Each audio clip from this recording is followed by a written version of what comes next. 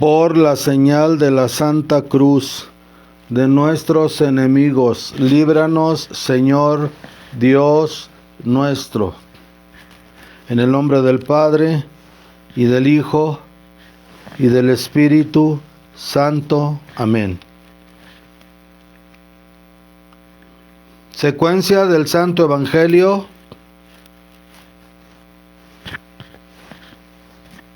según San Lucas. Gloria a ti, Señor. Capítulo 3, versículos del 1 al 6. El año 15 del imperio de Tiberio César, siendo Poncio Pilato gobernador de Judea, Herodes tetrarca de Galilea, y su hermano Filipo tetrarca de la Iturea y de la provincia de Traconítide, siendo Lisanias tetrarca de Abilinia, y bajo los principados de los príncipes de los sacerdotes Anás y Caifás, vino palabra del Señor sobre Juan, hijo de Zacarías, en el desierto. Y recorrió entonces toda la región del Jordán, predicando el bautismo de penitencia para la remisión de los pecados, conforme está escrito en el libro de los oráculos de Isaías profeta.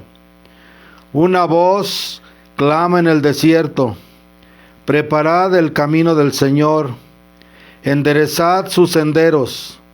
Todo valle será terraplenado, y todo monte o collado será rebajado, y lo torcido enderezado, y los caminos fragosos allanados, y verá todo hombre al Salvador de Dios.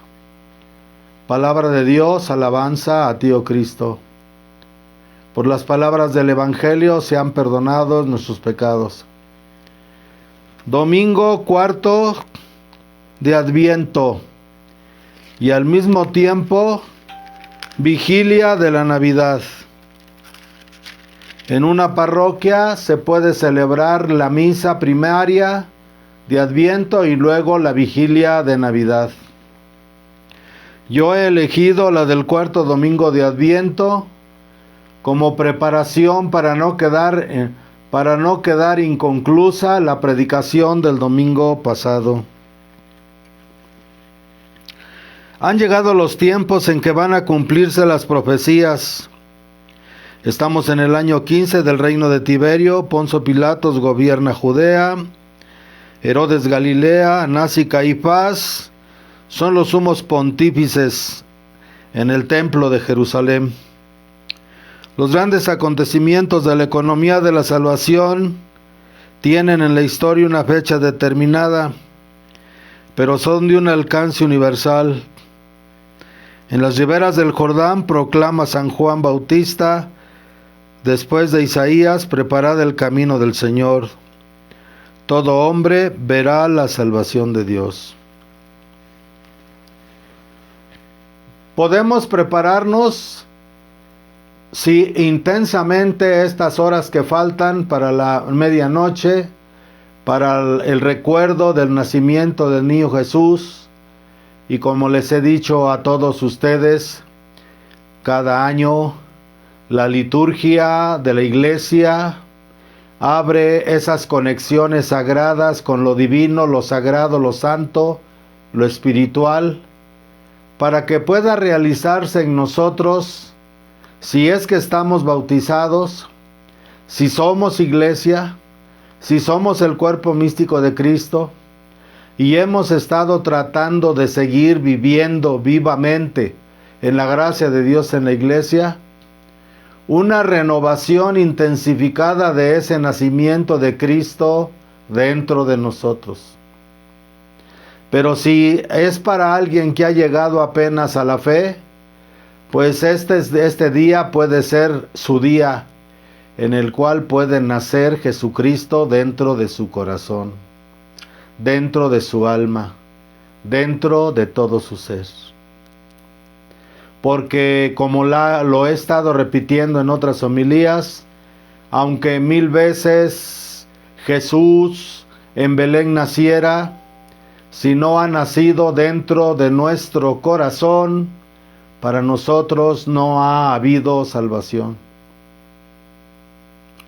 Es necesario tener a Jesucristo dentro de nosotros, que sea la piedra angular dentro de nosotros, que sea la raíz dentro de nosotros, que sea el cimiento dentro de nosotros, que sea el punto de origen dentro de nosotros.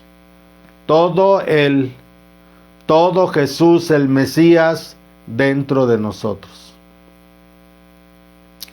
En otras homilías ya lo he explicado suficientemente, que Dios por su omnipresencia está en todas partes, aún en el hombre más pecador y corrompido que puede existir. Pero la fuerza, la gracia, los atributos, las bendiciones, no se desdoblan de esa presencia divina en el alma. En los que no están bautizados, permanece como presencia originaria de la existencia, irradiando ciertos niveles de conciencia en el alma, para que a través de la voluntad y el albedrío pueda elegir buscar a Dios, conocerlo, saber de Él y seguirlo. En el bautizado, si se mantiene en la gracia original que le ha sido restituida a través del Santísimo Sacramento del bautismo, puede acceder a esa manifestación plena, total, maravillosa y absoluta de Dios en él, en la persona. Cuando se pierde la gracia por el pecado mortal, entonces solamente se puede restaurar y restituir esa gracia santificante a través del reconocimiento de nuestros pecados, del arrepentimiento profundo en nuestro corazón y en nuestra mente, de la confesión ante Jesucristo en la presencia, en el sacerdote consagrado, ordenado, y haber recibido la absolución sacramental para poder recuperar esa gracia perdida o santificante. Pues respecto de esto, Juan Bautista va en su predicación a preparar el camino de nuestro Señor Jesucristo y va a tratar, preparó al pueblo y ahora nos prepara a nosotros, porque la palabra de Dios es viva y eterna. Y lo que Juan Bautista hizo en aquel tiempo en que nuestro Señor Jesucristo vino en carne y se manifestó ante su pueblo y ante el mundo, nosotros podemos utilizar su enseñanza ahora que Jesucristo está entre nosotros, se ha quedado con nosotros hasta la consumación de los siglos en el Santísimo Sacramento del altar. Y que de una manera especialísima el católico que procura mantenerse en la gracia divina puede estar renovándose, llenándose cada vez más de la verdadera realización de estos misterios que se realizan en el alma humana cuando dejamos, elegimos y hacemos que Jesús viva en nosotros, piense a través de nosotros, hable a través de nosotros, sienta a través de nosotros y actúe a través de nosotros. Desde nuestra libertad de querer pensar como piensa Jesús, de querer sentir como siente Jesús, de querer hablar y actuar como lo hace Jesús. Dejar que Jesús viva en nosotros y usar nuestra capacidad de elegir y nuestra voluntad para inclusive enriquecer y embellecer esa obra divina de Jesús en nosotros.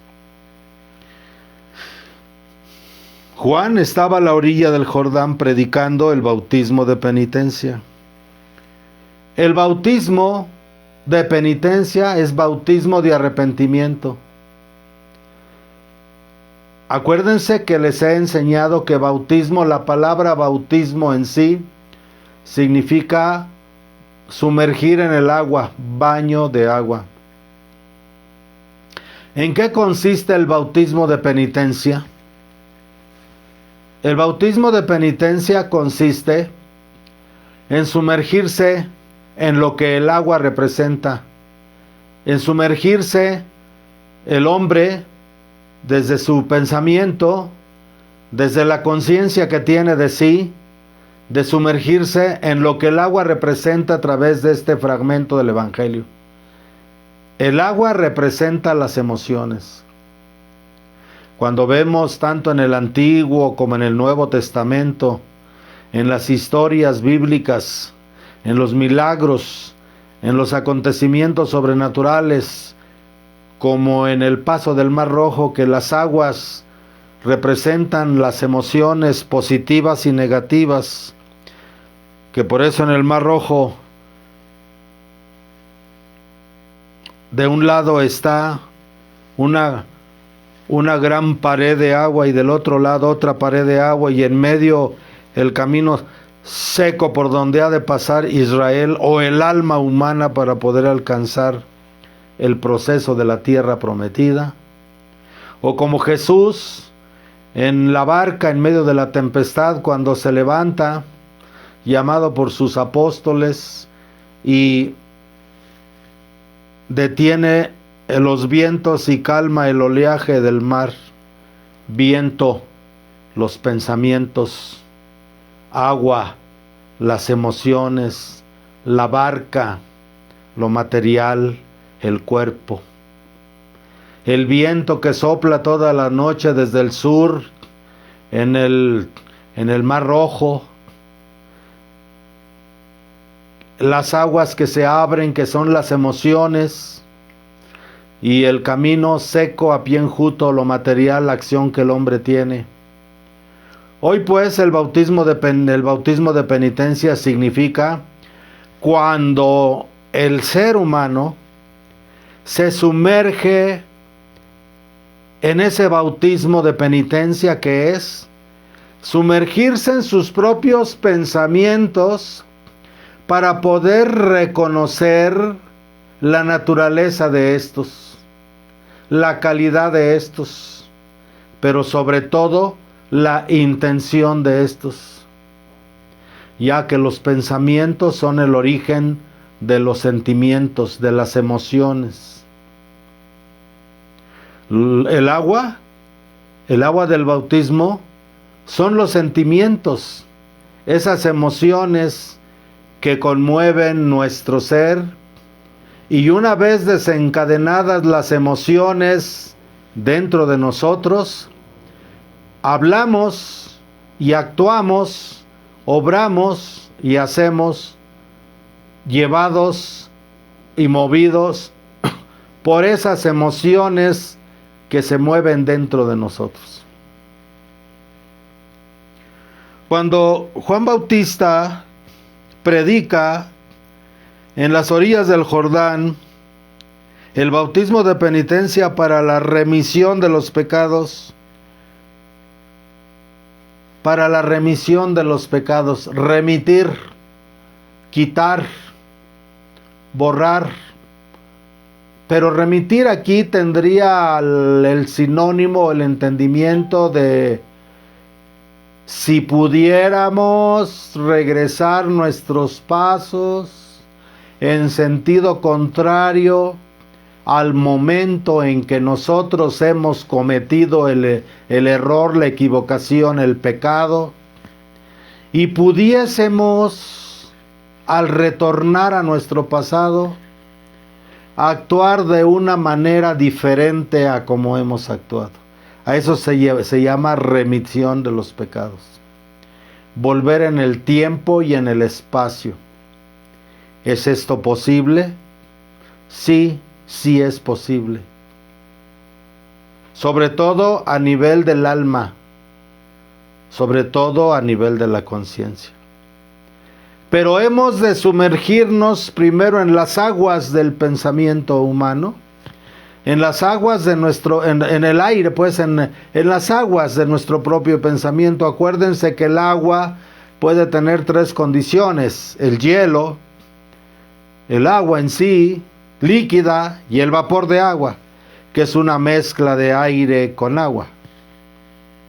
Hemos de sumergirnos pues en nuestro interior e ir a nuestros pensamientos para reconocer la naturaleza de estos, buenos, malos, que casi nunca hay pensamientos neutrales, positivos o negativos, y la intención que hemos infundido en esos pensamientos, intenciones correctas, sabias, de obediencia a Dios, a lo sagrado, a lo santo, a lo divino, o intenciones de transgredir, del error, del pecado.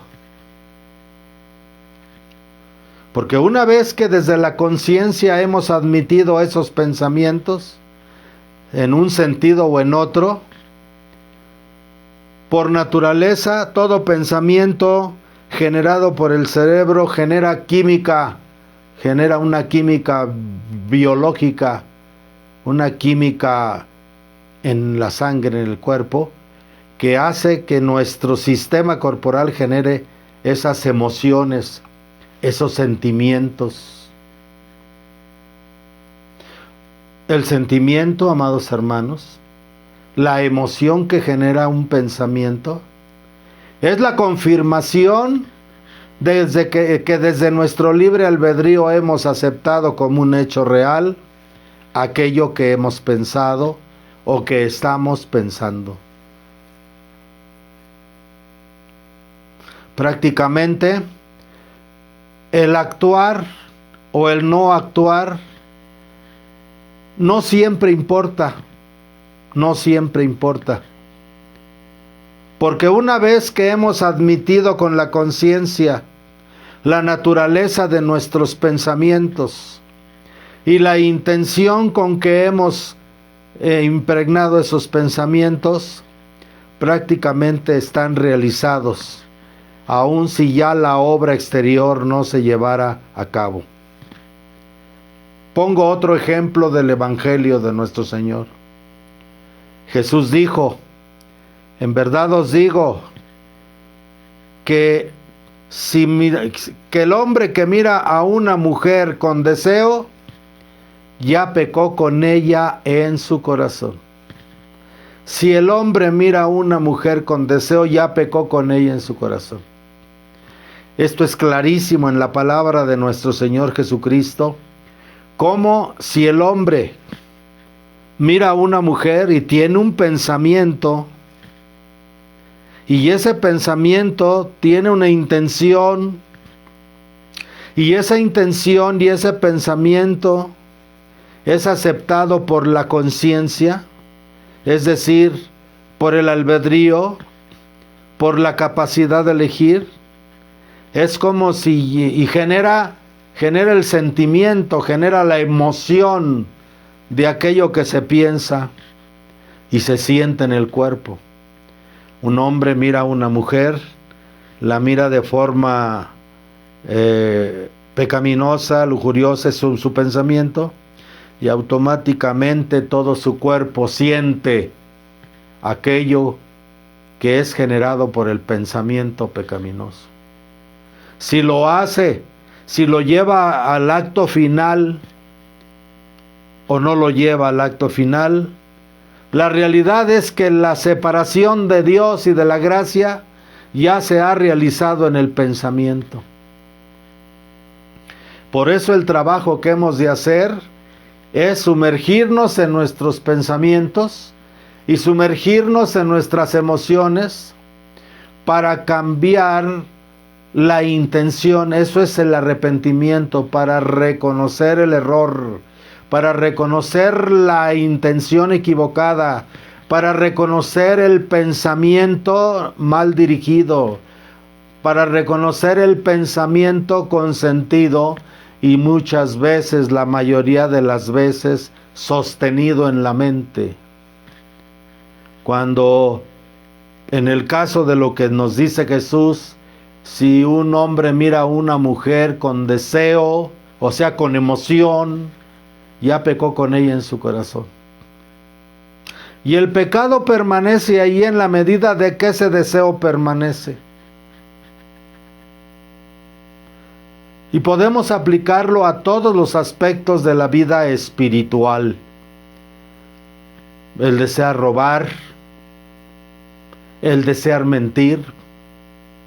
Mientras el embate de la emoción y del deseo permanezca ahí, sobre todo cuando es negativo, transgresor, pecaminoso, amados hermanos, el tiempo que dure ese deseo es el tiempo que estamos sosteniéndonos en el pecado. Se vuelve un pecado continuo. Y solamente entrando a ese bautismo de penitencia, que es entrar en nuestra propia mente y reconocer la calidad y la naturaleza de los pensamientos, para poder discernir los correctos de los incorrectos, los luminosos de los oscuros, los positivos de los negativos, los que nos llevan a una obediencia fiel a la ley divina, o los que nos llevan a una desobediencia y rebeldía a la ley divina, es decir, al pecado. En la medida que nos sometemos a esa interiorización, obviamente que nuestros estados mentales se van a volver de principio una tempestad, un huracán, un caos. Sobre todo, amados hermanos, si estamos habituados, si nos hemos tan acostumbrado a pensar negativamente, pecaminosamente, que hemos creado hábitos arraigadísimos de consentir el pensamiento y de consentir el deseo pecaminoso. Nosotros tenemos la libertad, podemos elevarnos espiritualmente si llevamos y sostenemos nuestra atención en pensamientos positivos, correctos, elevados, santos, en pensamientos en conformidad con la ley divina, con la gracia de Dios, con el fin para el cual hemos sido creados, que es conocer, amar, servir a Dios en esta vida para luego gozar en la otra. Es nuestra libertad y es con la libertad con la que elegimos sostenernos en lo positivo, en lo correcto, en lo sagrado y en lo santo. Y es con esa misma libertad con la que decidimos también sostenernos con lo que no es santo, con lo que es pecaminoso, con lo que es transgresor. Cuando nos sostenemos en el lado positivo, sagrado, limpio y luminoso,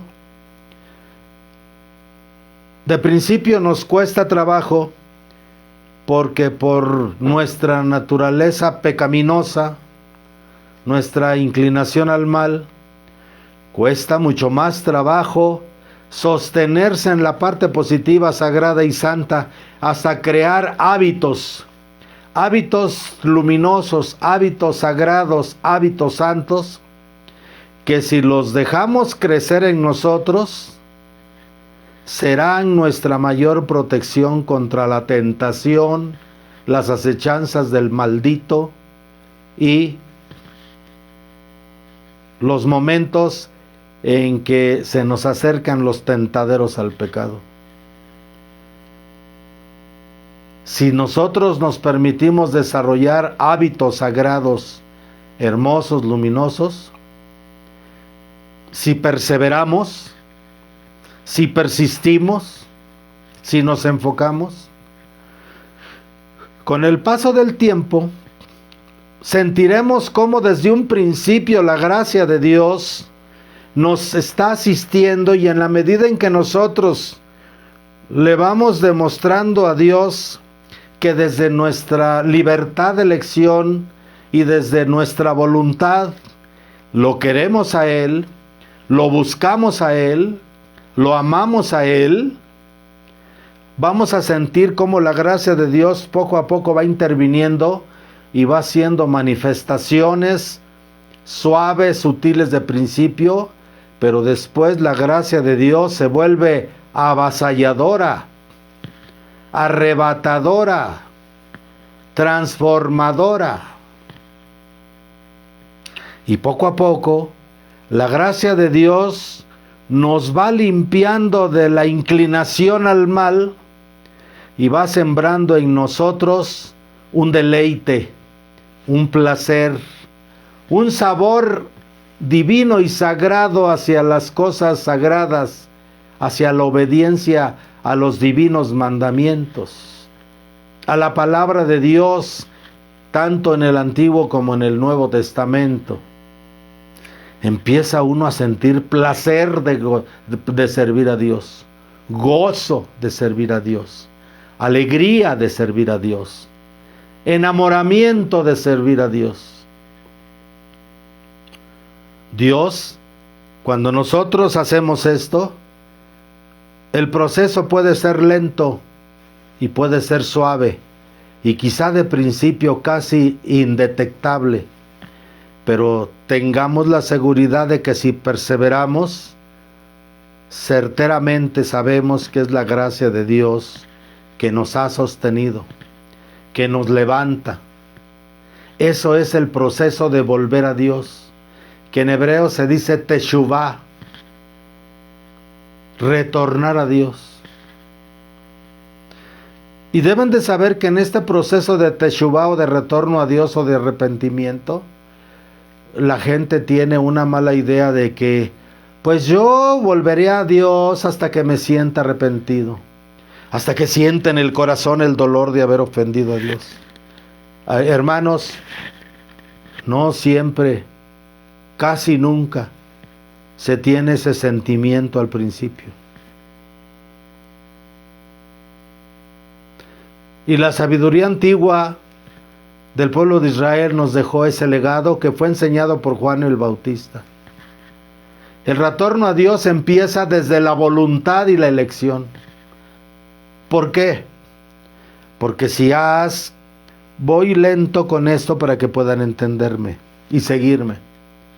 Porque si por el lado contrario nos hemos dejado arrastrar desde nuestra inclinación al mal y estamos habituados a soltarle la rienda a la mente como un caballo desbocado, sobre todo en aquellos pensamientos oscuros, negativos, perversos, lujuriosos, ¿ustedes me entienden?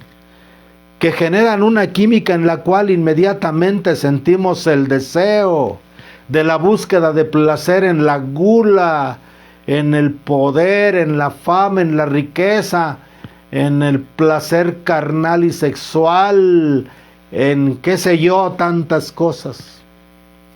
Obviamente, eso le da una complacencia al cuerpo.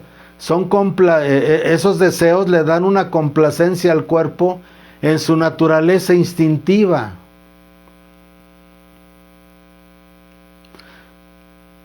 Por eso somos más fáciles a perseverar y a darle puerta abierta a todos los pensamientos que generan en nosotros deseos e intenciones contrarias a nuestro bien eterno. Porque los placeres del alma, los placeres del espíritu son elevados y sutiles, pero eternos, profundos y maravillosos. Es como, por ejemplo, un catador de vinos. Un catador de vinos. ¿Qué es un catador de vinos? Una persona que ha desarrollado una sensibilidad tal en su lengua que se dedica a probar los vinos para detectar cuáles son los mejores, los que tienen más añejo, los que tienen mejor sabor y mayor calidad. Necesita una lengua tan sensible que pueda detectar. Lo mismo un catador de alimentos. Obviamente, esas personas no van a estarse embriagando, no van a estar tomando vino, o no van a estar comiendo de todo, ni vinos que produzcan estados así locos, ni comidas ni alimentos con tantos condimentos que hagan que el catador de vinos o el que detecta los sabores de los alimentos y de los platillos pierda la sensibilidad en su lengua de tal manera que después ya no va a poder distinguir una cosa de otra. Nosotros somos los catadores de la vida. Si queremos que nuestra lengua espiritual, que nuestra alma pueda detectar y tener acceso a sabores elevados que solamente son otorgados por los placeres espirituales que brinda la vida en gracia de Dios, la vida en obediencia a Dios, la vida en seguimiento de Dios, pero por sobre todo esto que acabo de decir, una vida de enamoramiento total de Dios, pues no debemos contaminar nuestra lengua espiritual, nuestros sentidos espirituales, con aquellos placeres que solamente son groseros y que van inmediatamente a la satisfacción de los instintos de la carne,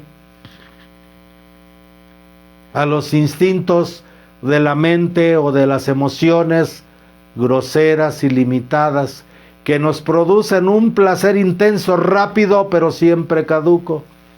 Y que por eso cuando siempre pensamos de manera negativa o perversa o de manera con apego a los placeres de esta vida, siguiendo nuestra inclinación al mal, pues nunca tenemos llenadera.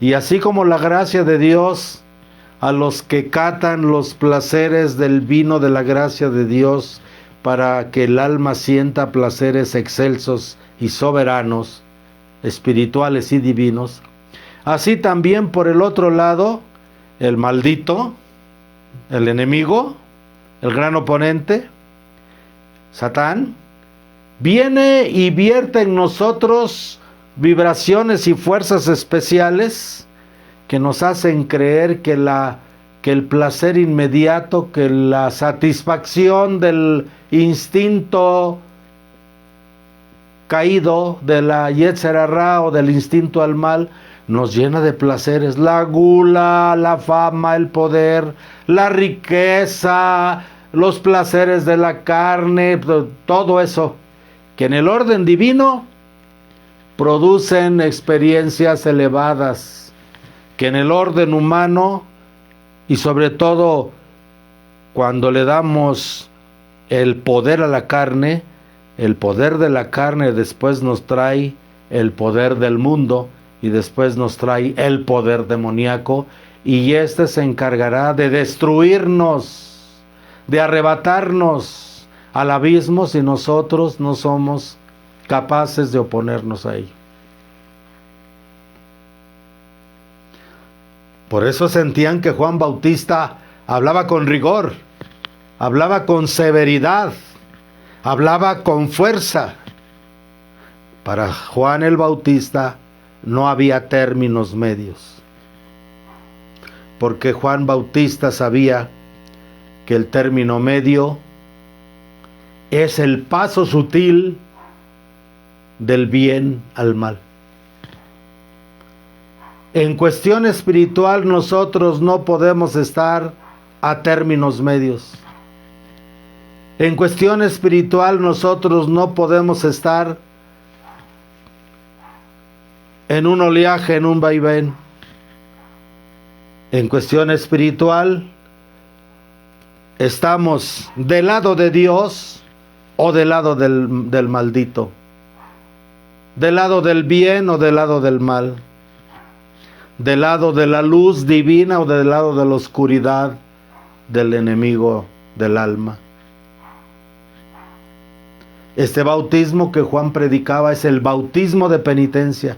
Ese bautismo en el que nos sumergimos en las aguas del pensamiento, y vamos ahí a reconocer toda la maldad, toda la intención negativa, toda la elección perversa que hemos hecho en nuestra vida. Y vamos a sentir como un dolor, como un sufrimiento, como que nos destrozan, porque la luz divina, el bautismo, las aguas del arrepentimiento, las aguas de la toma de conciencia de esos pensamientos y esos sentimientos y esos deseos dirigidos hacia lo oscuro, hacia el mal, hacia lo que nos aparta del camino de Dios, produce un cierto dolor, confusión, rebeldía, resistencia en la mente, resistencia en los sentimientos y muchísima resistencia en el cuerpo. Porque queremos el placer fácil, inmediato, aunque sea a través de la transgresión, de la desobediencia, del olvido de Dios.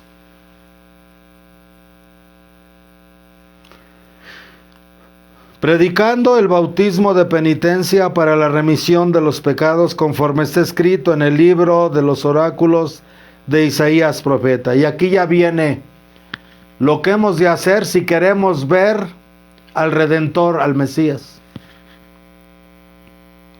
Y aquí es donde les digo, de nada me sirve a mí, yo puedo ser un católico muy entregado, entre comillas, un sacerdote muy entregado, entre comillas.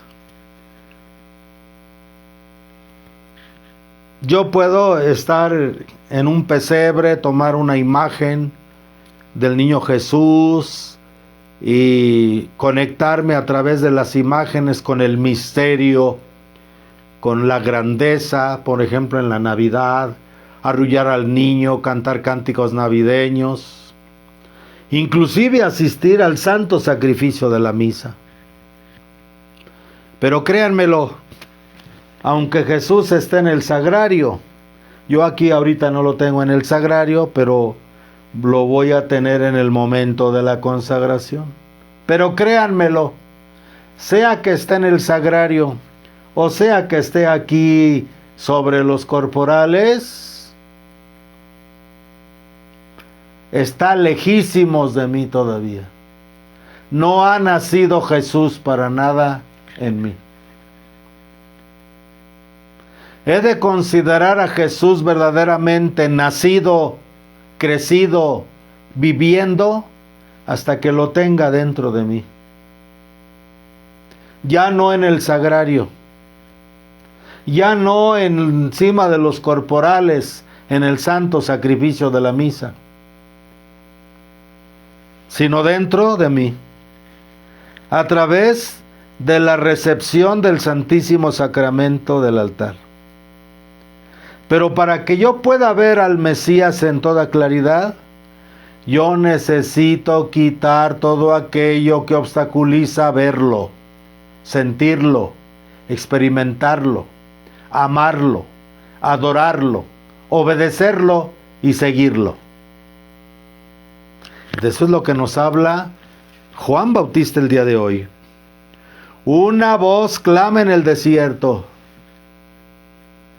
Necesitamos entrar al baño de penitencia y es preferible tener una mente quizás sin pensamientos positivos ni negativos, como un desierto. Un corazón quizás sin emociones positivas ni negativas, como un desierto. Un cuerpo que sienta que está en el desierto, pero solo a mí, ahí y en el silencio de esa verdad, en el silencio de ese enfrentamiento y reconocimiento porque me he sumergido en las aguas del arrepentimiento, que son las aguas con las que Juan el Bautizador preparó el camino de los que esperaban la aparición física del Verbo encarnado, Jesús nuestro Señor, nacido de las purísimas y virginales entrañas de la Inmaculada Siempre Virgen María, Madre del verdadero Dios, por quien se vive. Solamente así. Que seamos un desierto para escuchar la voz que clama en el desierto. Esa voz de la conciencia divina, esa voz de la palabra de Dios, esa voz de la palabra de Cristo que nos dice, aunque nos hable de principio, no con ira, pero sí con justicia, haciéndonos ver que hemos cometido errores, que hemos pecado, que voluntariamente nos hemos apartado de Él o nos seguimos apartando de Él. Y esa voz que clama en el desierto nos va a decir: ¿quieres ver al Salvador? Todo hombre puede ver al Salvador. Fíjense bien, la distancia es un brazo, de aquí de este corporal a mi corazón es un brazo, de aquí a mi corazón es un brazo. Pues créanmelo, mientras Jesús no viva dentro de mí, en mí, para mí, conmigo, está lejísimos, amados hermanos. Lejísimos. Y lo único que se interpone entre este corporal y yo es mi conciencia. Una conciencia de pecado, mis desobediencias a la ley de Dios, mis desobediencias a sus mandamientos divinos, que no nos ha dado sus mandamientos con el fin de titiritearnos, puesto que me regaló de su voluntad una gota de su voluntad y me dijo que podía hacer de ella uso como yo quisiera, y me dio también de su libertad divina, insufló en mí una gota de su libertad y me soltó para que yo hiciera uso de esa gota de libertad llamada albedrío como yo quisiera. Al final de cuentas, amados hermanos, soy yo y ustedes quienes elegimos y decidimos y escogemos y actuamos haciendo uso de nuestra capacidad de elección para elegir el momento en que hemos de venir, en que hemos de reducir el espacio de un brazo, hablando de un sacerdote, entre el filo del altar y el corporal. Cuando el sacerdote está aquí, inclusive es menos de un brazo. Pero si el corazón del consagrado tiene montañas de defectos, montañas de pecados, montañas de vicios, no va a poder, aunque esté a 30 centímetros del Santísimo Señor Jesucristo en la Eucaristía, en el Santísimo Sacramento, no puede llegar, mucho menos recibirlo.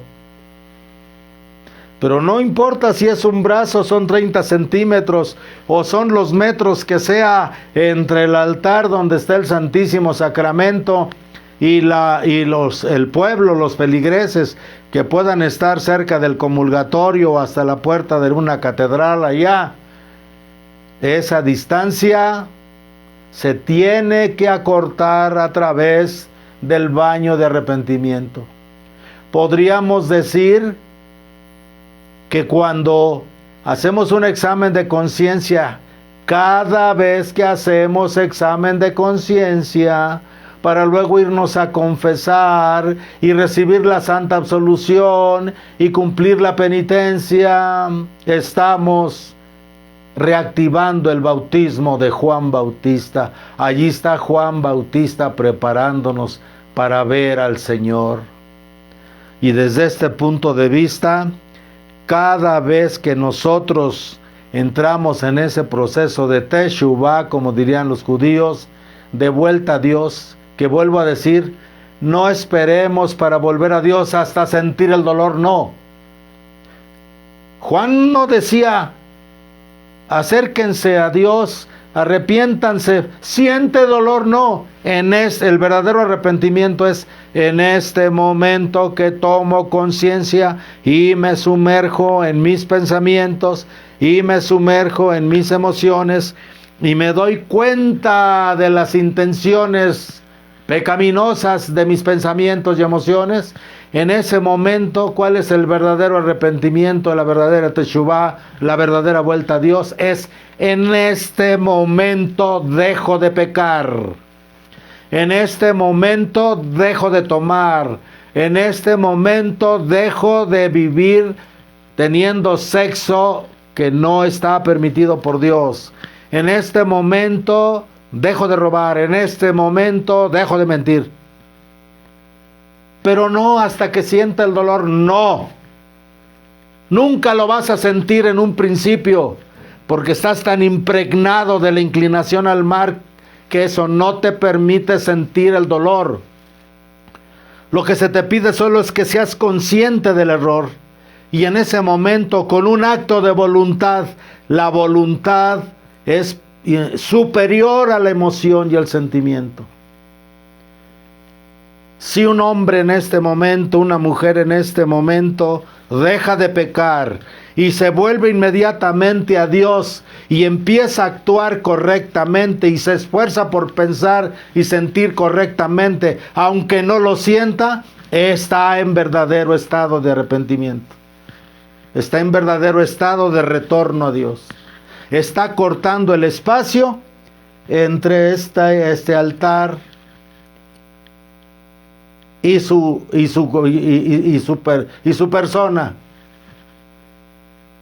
Y si no está en una iglesia, está afuera. En el momento en que se arrepiente y cambia, en ese momento a nivel espiritual está cortando la distancia entre Jesús y él, porque deben de saber que el perdón de los pecados no se da cuando el sacerdote te absuelve, sino cuando te arrepientes de todo corazón.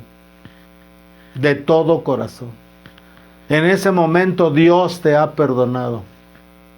Y si ya Dios te ha perdonado, ¿cuál es el problema de acercarte a los pies del confesor para recibir la absolución sacramental? ¿Cuál es el problema?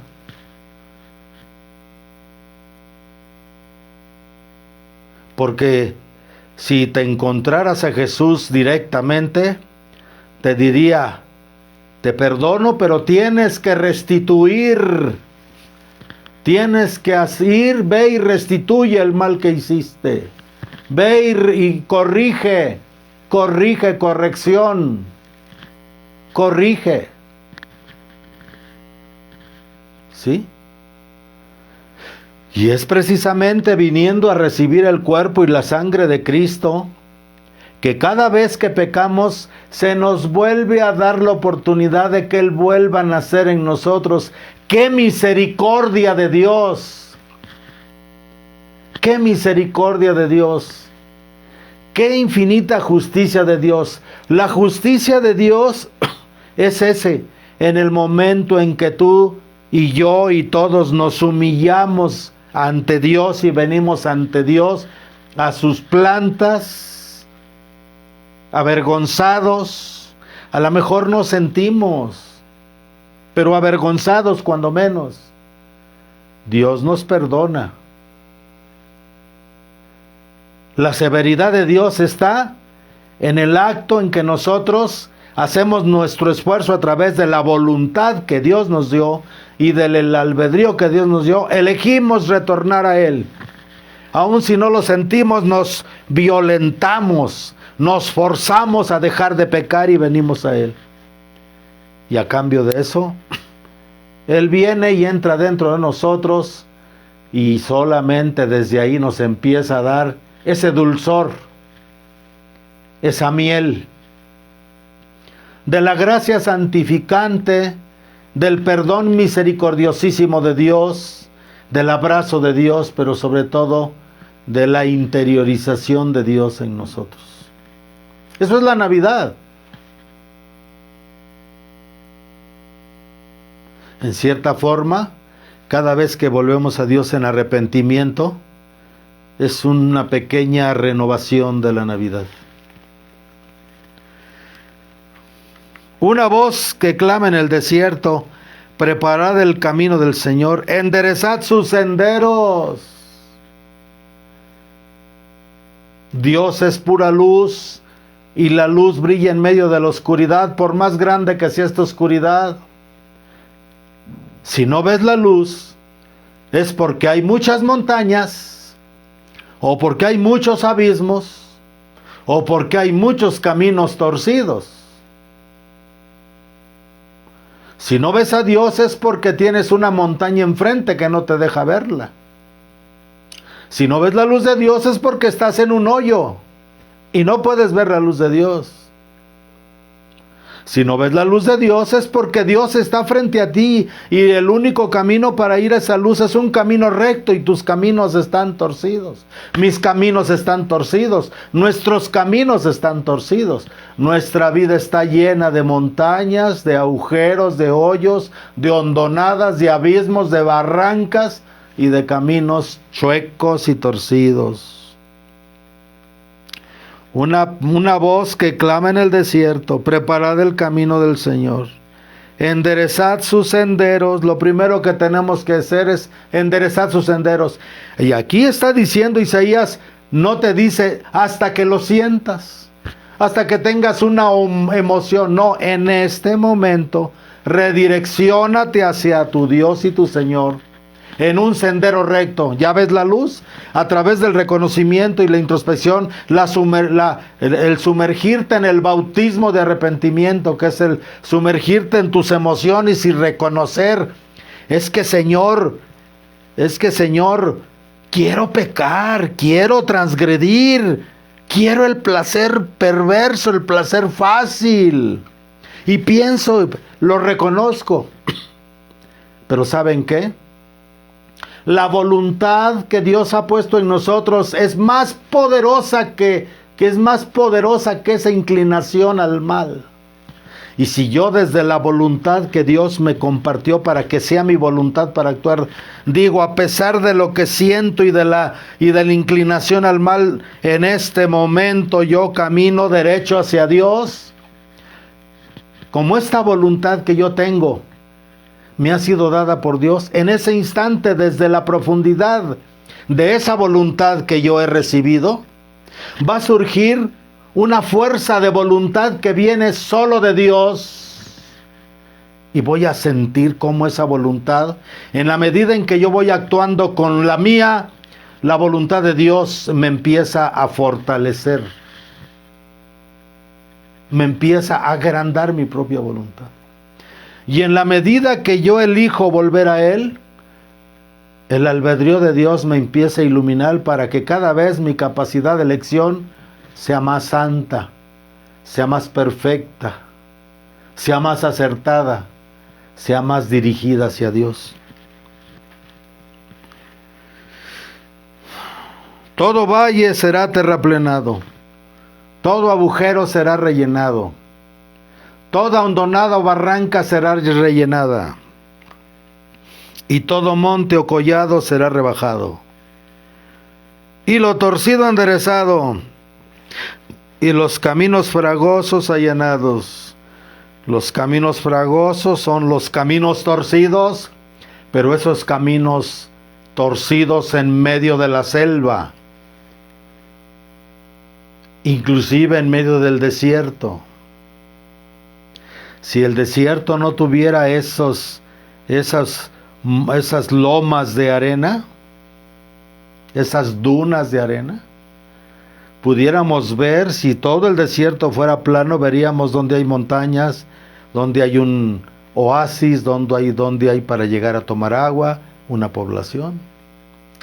Los caminos fragosos son aquellos que hemos construido en medio de la selva, de lo secreto, de lo oculto, de lo misterioso, en medio de las dunas del desierto, de lo desconocido, de lo oculto, de lo misterioso, en medio de las montañas, de las sierras vírgenes inaccesibles. Esos caminos fragosos Son los caminos secretos de nuestra vida, en donde guardamos secretos, en donde hemos hecho cosas, pensado y sentido cosas inenarrables, porque son de profunda oscuridad, de profunda maldad, de profunda vergüenza. Pero hoy te dice Dios, todo eso es nada ante mi misericordia, toda esa oscuridad es nada ante mi luz, toda esa mentira es nada ante mi verdad, solo tú tienes que querer. ¿Pero quieres? Tú tienes que elegir, ¿pero eliges? Tú tienes que caminar, ¿pero caminas? Porque Dios te dice, yo vengo caminando hacia ti desde toda la eternidad, pero la distancia que sigue habiendo entre tú y yo, te dice el Señor, tú la has generado, porque en la medida que yo vengo delante de ti al encuentro, te dice la luz divina, tú te escondes en tus caminos fragosos, te escondes en tus montañas y te escondes en tus agujeros y en tus hondonadas y en tus abismos y en tus barrancas de tu vida. Amados hermanos, a veces nuestra vida es una montaña de problemas, una montaña, tenemos montañas de soberbia, envidia, gula, lujuria, pereza, avaricia, ira, resentimiento, odios, queremos fama, poder, montañas de soberbia, montañas de ego. Allí vivimos, por ahí andamos. En esos lugares hacemos el camino, veredas chuecas en las montañas, ahí andamos todos, amados hermanos. Otros andan allá en las hondonadas, en las barrancas. Los devotos de la Santa Muerte, los que son santeros, los que hacen brujerías, los que buscan cosas esotéricas, los que hacen todo ese tipo de cosas, los que buscan mediums, los que siguen falsos videntes, como en algunos lugares de apariciones como la Nueva Jerusalén. Ay, ay, ay, andas haciendo vereditas. ¿Te gusta bajar por veredas chuecas a los abismos? ¿Te gusta bajar por veredas torcidas a las hondonadas allá donde hay pura oscuridad, hay puros breñales? Sabe Dios que vive allá en esas oscuridades de tus caminos torcidos, de las hondonadas en las que caminas. Estamos llenos de hondonadas, llenos de vacíos, llenos de abismos. Y tratamos de llenar nuestras hondonadas, nuestros vacíos y nuestros abismos con toda la inclinación al mal y lo que nos brinda el demonio, el mundo y la carne. Y esas montañas están llenas de caminos de soberbia, vanidad, lujuria, perversidad, etcétera, etcétera. Entonces, todo valle será terraplenado. Esos valles, esas hondonadas, ¿qué nos falta? Es lo que nos falta. Esos hoyos de nuestra alma, esas hondonadas de nuestros caminos equivocados, están hechas para ser rellenadas. Allí en esas hondonadas hay que llenarlas de piedras de humildad, de rocas de basalto firmes, que es la primera roca, la más dura, de basalto de humildad. ¿Verdad? De rocas de humildad, de sencillez, de entrega, de autodominio.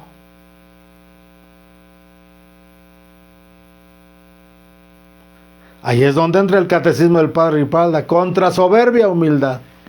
Derrumbemos nuestras montañas de soberbia y transformémoslas en roca, en montones de roca, de basalto, de humildad, y vamos a echarlas a esos abismos, a esos hoyos que tenemos, que nos falta tanta humildad. Las montañas de soberbia transformadas en humildad pueden ser capaces de llenar esos hoyos, esas hondonadas.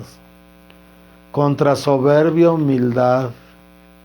Contra ira, paciencia.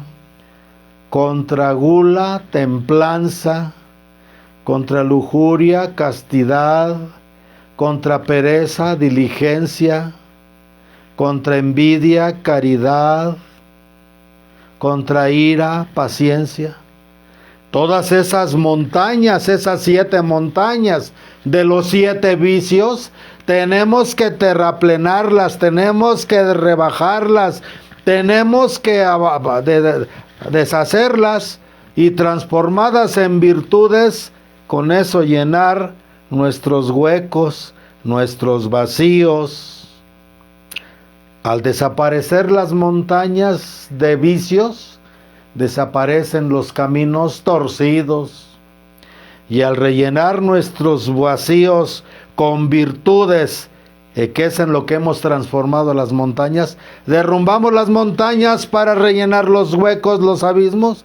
Entonces los caminos tortuosos, fragosos, equivocados, oscuros, demoníacos, también desaparecen.